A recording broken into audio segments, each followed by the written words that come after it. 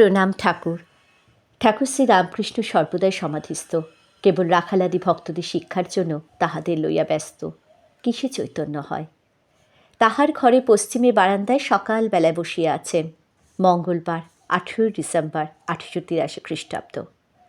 দেবেন্দ্রনাথ ঠাকুরের ভক্তি ও বৈরাগ্যের কথায় তিনি তাহা প্রশংসা করছেন।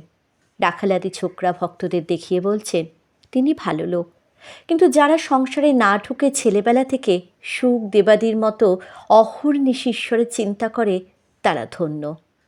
সংসারী লোকেদের একটা না একটা কামনা বাসনা থাকে, এদিকে ভক্তিও বেশ দেখা যায়। সেজবাবু কি একটা মোকদ্দমায় পড়েছিল। মা কালীর কাছে আমায় বলছে, বাবা এই অর্ঘ্যটি মাকে দাও তো, আমি উদার মনে দিলাম। কিন্তু কেমন বিশ্বাস যে আমি দিলেই হবে। রতির মায়ের এদিকে কত ভক্তি, প্রায় এসে কত সেবা।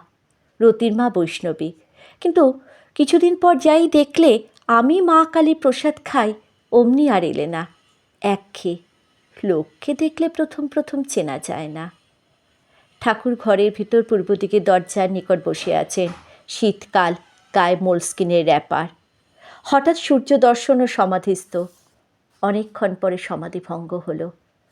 ঠাকুর বললেন, সমাধি ভাব প্রেমের বটে। ও দেশে নটবর গোস্বামীর বাড়িতে কীর্তন হচ্ছিল। শ্রীকৃষ্ণ গোপীগণ দর্শন করে সমাধিস্থ হলাম। বোধ হলো আমার সূক্ষ্ম শরীর শ্রীকৃষ্ণের পায়ে পায়ে বেড়াচ্ছে। জোড়াসাঁকো হরিসভায় ঐরূপ কীর্তনের সময় সমাধি হয়ে বাহ্য শূন্য।